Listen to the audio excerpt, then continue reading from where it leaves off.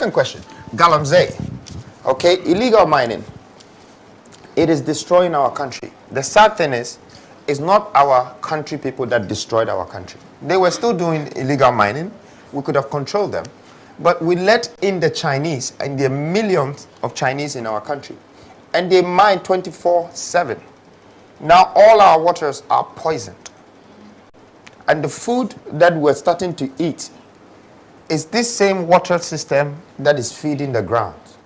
So, believe it or not, in the next 10 to 15 years, don't be scared if you see any children with 3 eyes or 7 fingers.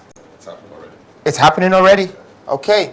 Now, for me as a leader, the first thing I will do is I will stop the foreigners who are destroying my land. In fact, if the Chinese are hearing me, I will probably put hundreds of thousands of them under house arrest and call the Chinese president that this is what you've done to my country.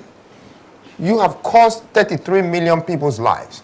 And therefore, you are going to be responsible for building and fabricating all our nest plants that will recycle this water again for us to get our life back. And after, I will release your 100,000 people to you after 4 years of hard work to fix my country. Just to show the world that we are not animals here. You cannot go to anyone's country and destroy their water, destroy their cocoa, destroy their whole life. What kind of government do we have? And they're sitting down watching them. What is Ghana today? Who are we? Anybody comes to our country and experiment us and do whatever they like, and they go out just because they put something in a brown envelope for somebody who is not even certified to be a minister or to be a leader. This revolutionary consciousness is to stop certain things that is coming from outside into our countries, that it's being manipulated.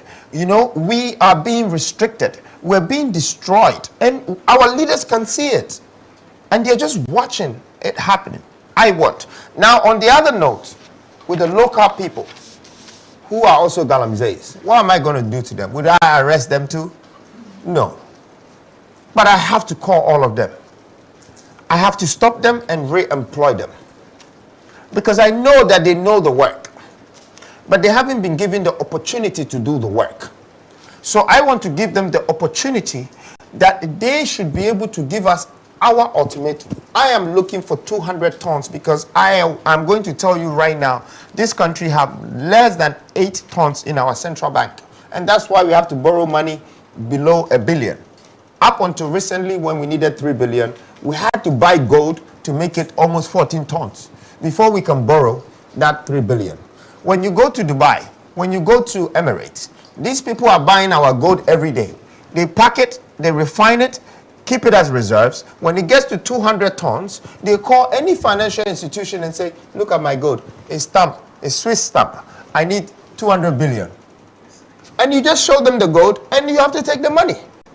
So we can let our Galamseys come and work for us in the next 3 years to reach the 200 billion, and I will write all your loans off one touch.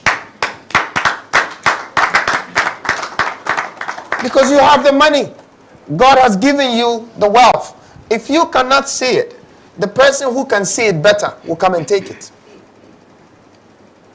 But I want you, and I want Ghanaians to be rest assured, I am not that embabunu. Minye obia afei ena meba betena ho na mehwe me nkrofo na we sisi omo na we fa we na we fa we enka sa na ye ka no dia enka manya me dia bi ka me ba ha ba ye den but enam osunti ena nam no ma ekoso wo kromanti enti ena metu anamo ho se me ba na ma ba me ma mo majai, and I will make sure I create wealth in this country. I make sure I will bring jobs in this country. Because, say, if we are able to just get another 3.5 million workers, we will have 7 million workers. 7 million workers is what we had in 1960. And the country was slightly above 7 million, which means 90-something% where they had jobs. Today, we're 33 million. And it's just above 12% that have jobs. The rest, just because we're tolerating foreigners and outsiders to come and take advantage of us. And we don't even know what to do with our own people. Our own people. We have 75%, which is 0 to 45 years. The youth, this is empowerment. What are we doing with them? So this question is a great question, and I hope that you can ask me another one, but I will leave it for when I get my apology letter.